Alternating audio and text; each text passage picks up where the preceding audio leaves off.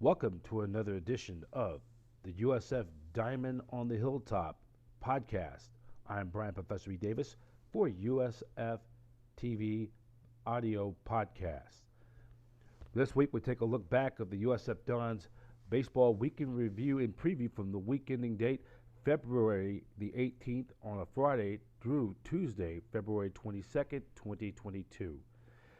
We'll be looking at a recap with USF Dons head coach Nino Giarratano. The Dons with losing 2 of 3 to start off the 2022 home opener on opening day. They end up losing 2 of 3 to the UC Santa Barbara Gauchos, who many picked as one of the top teams in the country and the big threat, the challenge in the highly competitive Big West Conference. And then we'll also get a talk with USF Dons outfielder Nick Yovetech, and then also first we'll have the interview. We'll take a look back interview with Greg Wong, the voice of the UC Davis Aggies. He'll be a special guest on our podcast as the state of the UC Davis Aggies of the whole controversy scandal with the hazing incident, which led to a new head coach of Tim Nicholson, who's running the show up in Davis. We talked to him this week during our pregame show just prior before the USF Dons taking on the UC Davis Aggies in their midweek game up in Davis near Sacramento. Before we go any further, the USF Diamond on the Hilltop podcast is presented by San Francisco Toyota. San Francisco Toyota. Visit its 2 locations in the city at 1701 Van Ness Avenue and on 3800 Geary Boulevard in San Francisco. San Francisco Toyota has been serving the greater San Francisco Bay Area since 1966. We were going to start it off. Our first guest on the podcast, it's going to be USF Dons head coach Nino Giarratano. We're going to recap that series for the weekend against UC Santa Barbara Gauchos and the recap of their 6-2 win over UC Davis.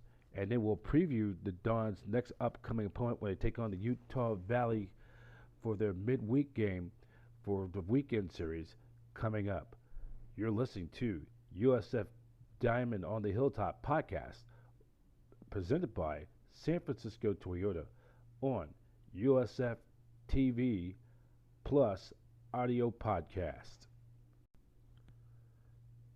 USF like to thank the following partners for their support of Dons Athletics. Want a free checking account that pays you? Provident Credit Union Super Reward Checking pays you dividends and features no fees. Visit providentcu.org for details. That's providentcu.org for details. Welcome to our continuing on USF Dons, our Diamond on the Hilltop podcast. For this segment, USF Dons Weekly Review and Preview from the week of Friday, February 18th through Tuesday, February the 22nd, 2022. Recap what the Dons did over the weekend through up to this point through their midweek from this past Tuesday. Game 1 of the series, the Dons had the 2022 opening day. They won by a score of 5-2 as Jordan Vujovic had a home run the Dons fell 5-2 in Game 1, but the Dons able to bounce back, pick up their first win of 22, 6-3. Gabe Gioso 1 for 3 with a 2-run home run. Vujovic homered in Game number 2, and then Lombardo ended up going in that contest in Game number 2. He ended up 4 1/3 innings, giving up 1 earned run, walked 1 with 3 strikeouts in that game, as Lombardo end up picking up the win for San Francisco in that Game number 2. Or actually, no, it was Jesse Barron getting the win out of relief. Correction. So then, in Game number 3, the Dons they lose 11-1 in that contest, and then on Tuesday the Dons win in their first midweek road game of any series or midweek of any kind, 6-2 final score. Harris Williams III, 2 for 5 with 2 RBIs with a double. The Dons had 4 extra base hits. All of them were doubles. At least 3 of the 4 runs scored were by doubles for San Francisco. And Jordan Vujovic went 1 for 4 with an RBI and 2 runs scored. Kyle Nell 1 for 2 with a run scored, a pair of RBIs in the contest for the Dons. And then Adam Shue, he went 2 innings pitched, giving up 1 earned run, walked 1 with a strikeout in the contest, picking up in his debut start, picking up the W for San Francisco. So let's recap that series. The week in review preview, Coach. Your thoughts as we recap of that series. Well, Brian, I thought you did a pretty good job recapping it there, but I think my thoughts, obviously, in Game 1, we carried the lead all the way into the 8th inning. We had a leadoff walk, and then base hit, and then they tried to bunt. We left the ball in the middle. Guy hit a double to tie it 2-2. We made a pretty good pitch for a pop-up to keep it at 2-2, and then base hit to make it 4-2. So they did most of their damage in the 8th inning with 1 out, and they went up 4-2, and then they added an insurance run in the 9th inning to make it a 5-2 game. It was a game that we had control of for a solid 7 innings, and we just didn't do enough offensively. We just didn't do enough pitching-wise to win a close game like that. So we lose 5-2. We come back on Saturday and play pretty good, make it a 6-2 game. And then Sunday's kind of the same result as Friday. You know, Sunday we're in a really tight game up until the 5th inning, and then we give up 8 runs, and we end up losing 11-1. So we actually played pretty good, except take 2 innings out, an 8-run inning and a 3-run inning, and we're good. But you can't give up big innings if you're going to win in college baseball. So nope. You know, 1 out of 3 from a really good team. They go on to beat Loyola really bad on Tuesday, 19-7, 19-8. And then, you know, we played pretty good yesterday. We had some extra base hits. I thought Mario DeMero gave us some energy with the way he swung the bat, 3 hits off the bench. I thought we pitched pretty good, especially late in the game with Maleris. 5 or 6 strikeouts in 2 innings pitched. So I was excited about that piece of it. And, you know, we got some big hits. Kyle Now came up with the big hit to open the game up. Big hit in the 1st inning by Harris Williams to put us up 2-0. I thought Vujovic had a really nice at-bat to add a run with 2 outs. We still didn't do a really good job of scoring runners from 3rd base less than 2 outs, or moving runners at 2nd base in no-out situations. So we got to do a better job in situational hitting. We've got to do a much better job of getting guys on base and stealing bases. And then we got to do a lot better job playing defense. I thought defensively we've been really below average. Throwing it around from behind the dish with our catchers, not playing defense well enough at 1st base with what we're doing there. The outfield play's been actually pretty stellar. We've made some really nice plays other than Darius Foster's error on Saturday in 2. But That's opened the floodgates to a big inning. Yeah, that's tough. But, you know, I think all in all we pitched pretty good in the 4 games, and I like what we see. You know, we got Ornito made a really nice appearance. Caleb Woltz, both guys coming off of injury, made a nice appearance. So we got 2 guys back. I thought all of our transfers, other than Jenkins, got out of the gate pretty good. Lombard had a really nice outing. I thought that Sam Beck was good enough to help us win on Sunday. You know, I really like what we're able to do with all the rest of those guys. So excited about the weekend series with Utah Valley. Hoping that we can get off to a good start on Friday, and then we'll take it from there one day at a time. All right, Coach, go get him. Thanks, B. That's USF Dons head coach Nino Giarratano. USF Dons are back at it for the weekend series. It will be, Game 1 will be Friday at 2 p.m., a double dip Saturday, 10:30 a.m., baseball and breakfast on the Hilltop, 10:30. Second game will start at least 25 to 30 minutes, a half hour after the first game is concluded on Saturday for Game 2 or Game 3 overall of the series. One single game on Sunday, Game 4 at 12:30 p.m. Pacific Standard Time. Catch the action on USFDons.com via the WCC Sports Network. I'm Brian Professor B. Davis. Thank you. And thank you. You were listening to USF Dons, the Diamond on the Hilltop weekly podcast on USF-TV Plus podcast. San Francisco Toyota is proud partner of USF Dons and has proudly served the greater Bay Area community for over 50 years. Visit its 2 showrooms and award-winning service departments near the USF campus, located at 3800 Geary Boulevard and 1701 Van Ness Avenue in San Francisco. San Francisco Toyota, a trusted member of our community since 1966. Back here on USF Weekly Diamond on the Hilltop podcast, presented by San Francisco Toyota, here on USF-TV Plus audio podcast. Our next guest on our podcast, we're going to talk with the voice of the UC Davis Aggies. His name is Greg Wong from UC Davis Baseball on ESPN Plus. As Greg Wong talking about the state of the UC Davis Aggies. We did this on our pregame show doing this week, right before the Dons took on the UC Davis Aggies up in Davis for their midweek contest up in Davis. And the showing of the new spirit of their new head coach after all the ugly allegations of the hazing incidents that took a ripple of the program. Welcome to our USF Dons baseball pregame show on USF Audiocast, USF TV Plus Audiocast. We're talking with Greg Wong, the radio doing UC Davis Aggies baseball for ESPN Plus, as the Dons getting ready to take on the UC Davis Aggies in their first road game and first midweek conference of 2022. So, Greg, a lot has happened with this program. A lot of controversy, the whole scandal with the hazing incidents led to the resignation of Matt Vaughn. He's been at the program for 10 years, and they got a new coach, Tommy Nicholson, and they're starting.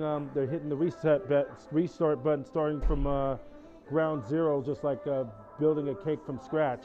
Yeah, no doubt. They had a lot going on in the program over the last few years, but now I think everybody's really excited to get this new era started. Tommy Nicholson, who is a Northern California guy, he's coached at Stanford for a long time. That's where he came from before coming here, and he also coached at Sac State. He coached Reese Hoskins, among a number of great players to come out of that program. And just talking to him, he's saying all the right things. He's a guy with a good vision for where the program wants to go. This team that hasn't had a lot of baseball success over the last few seasons. But this year it's going to be the start of what he hopes is a successful rebuild. But I think there's a lot of optimism within the program that they're heading in the right direction. Tell some of the new players, it's a lot of freshmen on this team. This is a very young roster, maybe the youngest roster in the Big West Conference. Yeah, a lot of that has to do with the fact that they haven't had the chance to recruit. This new coaching staff got here in December, so that was past the recruiting window. So all these players are either holdovers that stuck with the program and didn't transfer out, or incoming freshmen, and then a few other players that they picked up along the way. So it's going to be interesting to see how all these players meld. One player that's off to a good start is Jonah Henriksen, who's their first baseman. He hit a home run in the series against St. Mary's, and he's one of the returnees from last season. He's a local kid. He's from Davis High School, and now he's playing at UC Davis, and he's going to be one of the players that they're going to try to rely on offensively, because like we said, it's going to be a work in progress to see who's going to step up, because again, they really haven't had the resources, this coaching staff, yet to get the players in that they want. And now with this new group, just trying to see what melds right and trying to find the right formula. Well, that's going to be this team. Not that long ago, it felt like not long ago, this team was in the NCAA regionals after making that successful transition from being Division II to a full-time Division I, and you know, a lot has happened since. And then plus with you know, we were talking about earlier off air about this with this transfer portal. You know, when you have a situation like this, there's no way sugarcoating it. That's the dreadful word, maybe the dreadful word, the transfer portal, the equivalent to the four-letter word dreadful. Yeah, I mean, that for sure, that hurt UC Davis last season because, like you said, they had the investigation. Right. So there was some unknown about what the future of the program was going to be. So the transfer portal makes it easier for players if they want to go to a different situation because of the uncertainty with this program. And a lot of players, you can't fault them. They took advantage of that, including the starting catcher for USF, who was the Aggies starting catcher last season. But we'll see, and we'll see this year, and then what this coaching staff's able to do after this. Maybe they'll utilize the transfer portal to bring in some different players. But in terms of this season, from all we've heard from Tommy Nicholson, he really likes the group that he's got, and he's excited to see where it takes them. All right, what's the outlook for down the road? Overall for 2023, 24 and beyond. Yeah, I think it's going to be exciting. Tommy Nicholson told us point blank that he doesn't think this has to be a long rebuild. It's a rebuild, no doubt about it, but with the transfer portal and with the talent in this region and in the Big West Conference, UC Davis is the only Northern California team in a great baseball conference like the Big West. So there's a lot of talent in this area that I think Tommy Nicholson is hoping he's able to gather here, and who knows what happens this year. Maybe a player emerges, a few players hopefully emerge that can carry on into the future seasons, and then once the coaching staff's able to recruit some players and utilize the transfer portal, it seems like Tommy Nicholson's pretty optimistic about the future of this program. Again, not a lot of expectations for this year, though. All right, Greg, thank you for being on. Thank you. That is Greg Wong is doing UC Davis baseball, and we're listening to the USF Dons pregame show on USF-TV Plus audiocast. That was Greg Wong, the voice of the UC Davis Aggies baseball from ESPN Plus. When we come back, we'll have an interview. We'll have a discussion with USF Dons outfielder in his 5th season on the Hilltop is Nick Yovetech. Talk about the team of this year and just a reflection, a look back of the 2 years of during the recent pandemic. I'm Brian Professor B. Davis. You're listening to the USF Dons Diamond Weekly Hilltop Podcast on USF-TV Plus audio podcast. USF would like to thank the following partners for their support of Dons Athletics.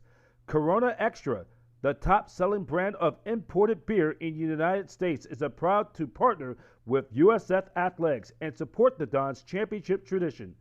Enjoy the game, and remember to drink responsibly.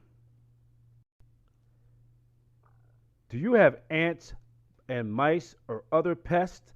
Do what USF and contact Planet Orange for the Bay Area's best COVID-friendly pest control at planetorange.com. That's planetorange.com. We continue on with our USF Weekly Diamond on the Hilltop podcast. In this week, our next guest for the USF Dons in his 5th season with the Dons. He's one of the holdovers for the team over the last 5 years in his 5th season.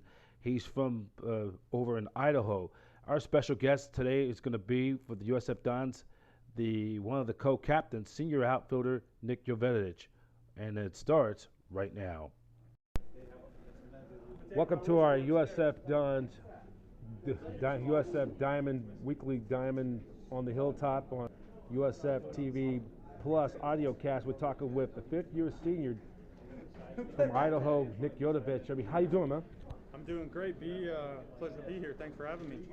Dons right now are 2-2 in this young season, and it's first full season back with you guys after a 2-year hiatus. A lot has happened since the last time. It's been for quite some time. With the COVID and stuff, and you're playing that 5th year. Glad you'd be back for this year. Thank you. Yeah, I'm glad to be back for a 5th year. COVID year was tough on everybody, but just happy for another opportunity to get out here, play with the guys, and compete at a high level like I know we can. Well, it was a couple of years ago. You could we look back at that. It was on that fateful day. You could tell that story. You was on that bus when you and your teammates, majority of them have guys like Emery and Westerman and a few other, and Barassa and a few of those guys was on that bus on that dreadful day as you guys were heading down to Malibu to take on the Pepperdine Waves to start West Coast Conference play.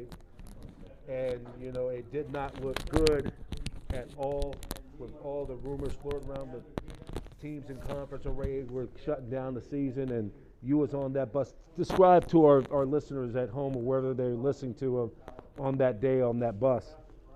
You know, like you said, we were hearing rumors throughout the trip that stuff was kind of going bad, and you know, we finally got the news about halfway into the trip, and you know, it was really devastating.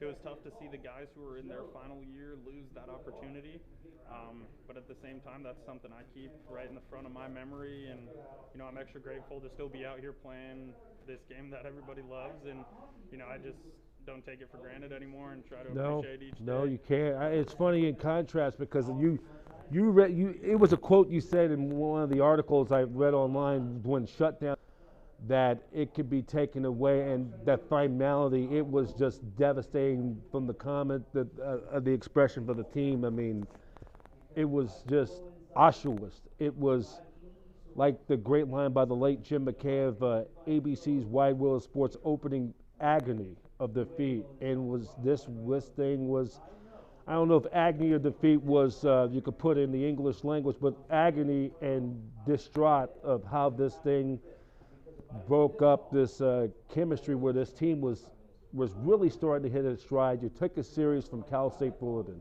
you take a series from Cal, you win a midweek game again that Sunday afternoon when it was my final broadcast of the season. And then the last game in person here against Sac State. Then 24 hours nobody didn't know at the time, the final podcast of the preview of the West Coast Conference against Pepperdine. Then less than 24 hours after I got off my work at Amazon from the dog patch out there in the Potrero Hill district, word came through that the season was canceled while you guys was on the bus, not knowing what was ultimately was at the halfway mark that you guys had to do the 360 about face and head home and pick up Coach at the airport from Oakland, because he would have been meeting you guys down there at Malibu after his recruiting over there at one of the community colleges in the East Bay. And tell me how that night was when you guys got back on campus, though, got back in there. It was pretty sombering. It was, I mean, nobody really knew what to do. It was just kind of like something was taken right out of your hand. I think there was a group of us that really stuck together. We knew that we didn't have the season anymore to look forward to, but we knew that we still had the guys around us. And really at the end of the day, that was important to us and the most important thing. So I think really, you know, it was tough in the moment, but at the same time, we came closer together because of that. Even the guys who aren't on the team anymore. Or some of the guys who opted, like Rick Giarratano, who was probably the best third baseman in the conference. I mean, and then for Robert Emery, you knew probably this was the end of the line for him. And then, you know, the aftermath of what has happened, because, you know, you guys were online, Zoom throughout the entire duration of the semester, throughout the entire summer, really with no baseball to do, really very limited. And, you know, for yours truly, it kind of was like it took time, not only for after that with the ugliness, the awful current events with the George Floyd incident up in Minneapolis and the protests all around the country. And but I have to give credit to really for Joan McDermott, our AD, for Frank Olaco, and for Father, the president of USF, and for local officials, Miss London Breed, how they got things to get things back to that first step of this pandemic, and for social inequality. Yeah, you know, once they let us back out onto the field, it was a big sigh of relief for everybody. I don't know for myself, but for everybody else too, just having the team back together on the field, it was kind of like getting things back to normal. Even though around us wasn't normal, it started to feel like a step closer back to normality. You know, it's funny you put it in contrast. Yours truly had some tragedy, not only with the lost season, but you know, I lost my grandmother that week after the George Floyd incident, then the riots, and she was up there at age, and you know, 87 to be exact. In fact, my grandmother's birthday was 9 days before my birthday, so it's kind of in contrast. It was hung out with my family. This was on my mom's side of the family, cousins throughout the entire summer. Then also, I had my knee swelled up, had fluid. I had to rehab it through most of the summer, and then at the beach rehabbing. I ran into Todd Golden during the pandemic, one of the warm days at the beach, and then got a chance to run into a friend, ran into a cool friend of mine. We're about the same age, and just we kind of hung out a bit during the pandemic. And the one thing I will say, I'm not going to mention their name on the air, but I told them, I've been hanging out for you for one whole year, then I know the whole entire Dons roster of 22. And we had a big chuckle of it. But the point was, all last year had to do everything remotely except for the last game to say goodbye to Westerman and Landon and those guys, the seniors, and really saw Luke Keishel for the first time and some of the new faces for the first time, and now have a full year with them and Lane Onifad and a lot of some of the returning players. Yeah, last year was, like we talked about, a good step back to normality, but this year, had some of the younger guys get their first steps last year, and we're just hoping to have the best year we can this year and really embrace the opportunities that we get. Yeah, I totally agree because, last year, because it was like you don't want to rehash it, but it's over, it's dead. But this is, I think, coming back to where I love doing, because this is my 24th year, and it's just really a blessing to be out here. A great staff. Like I say, I have to give commend to Joan. I mean, she's had a lot on her plate since replacing Scott Sidwell as our AD. This is her third full season, and just like the helpings on the plate just have not gotten any smaller. It's just bigger and bigger with the pandemic. This wiped out everything, and being back to where I love doing though. But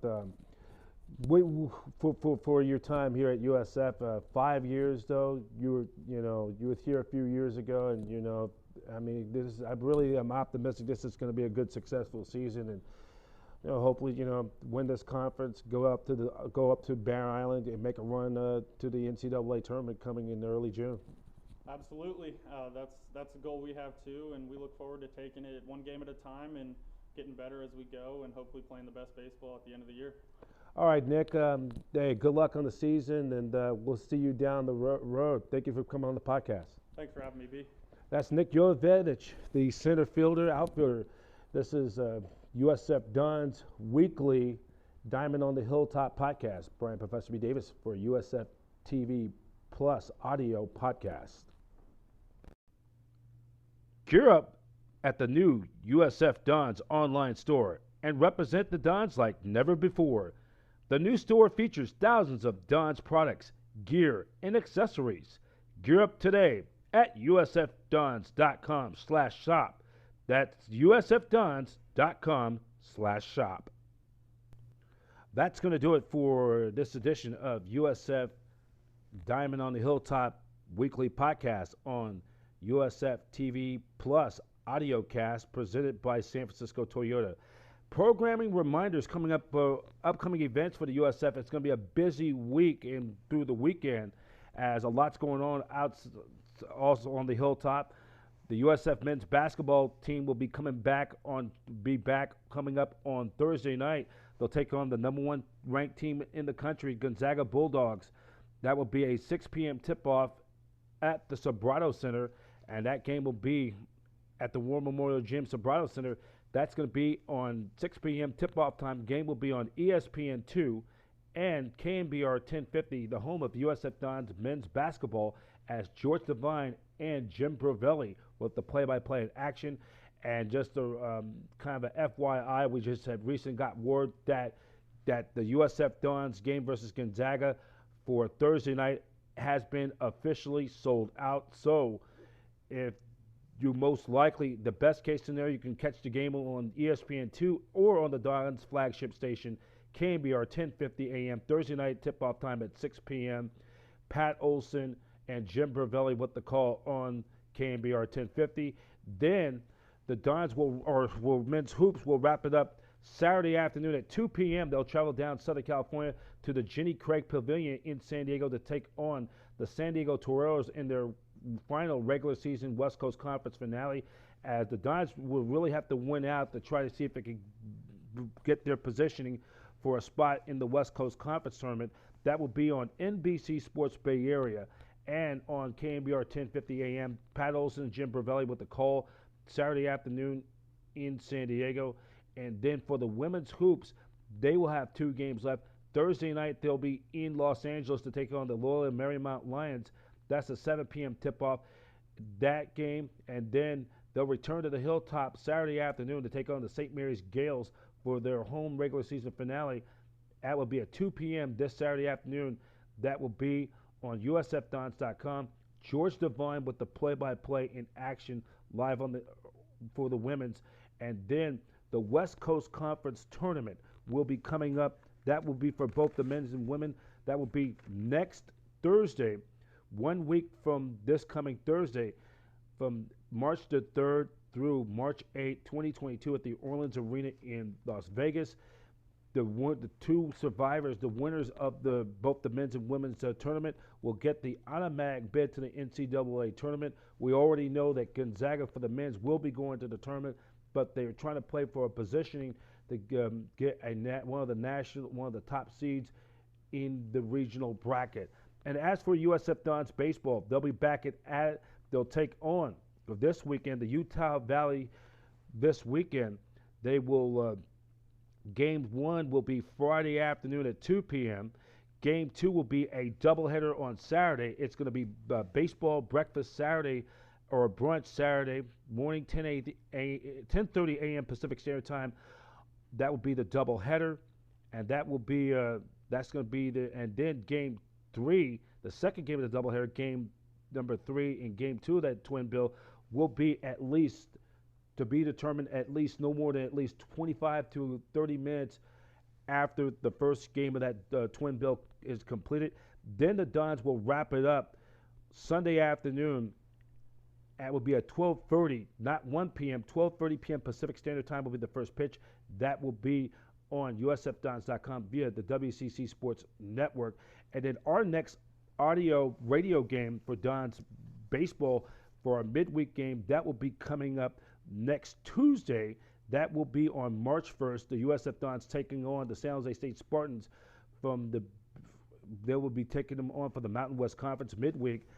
They will take on the Spartans at San Jose's Municipal Stadium. 3:05 the first pitch. Our pregame show will be commenced around 1:55 p.m. Pacific Standard Time. That will be on the Satellite Digital Media News Network Radio in conjunction with USF Dons. Yours truly will be giving the play-by-play in action down in the South Bay in San Jose. We'd like to thank all of our special guests. We'd like to thank Nick Yovetech, the Dons outfielder. We'd like to thank Greg Wong for UC Davis Aggies ESPN Plus Baseball, and Nino Giarratano for his weekly podcast, Week in Review and Preview. And we'd like to remind you, if you want to check out all of our content, you can go on Facebook. You can go on youtube.com/USF-TV. You can search for that. And give us an email at usfdonstvnetwork@gmail.com. USF Dons weekly Diamond podcast on the Hilltop is presented by San Francisco Toyota. Visit its 2 locations in the city at 3800 Geary Boulevard and 1701 Van Ness Avenue in San Francisco. San Francisco Toyota has been serving the greater San Francisco Bay Area since 1966. And that's it for now for another edition of the USF Dons Weekly Diamond on the Hilltop podcast. We'll hope to join you again next week for another edition of USF Dons Diamond on the Hilltop podcast, presented by San Francisco Toyota.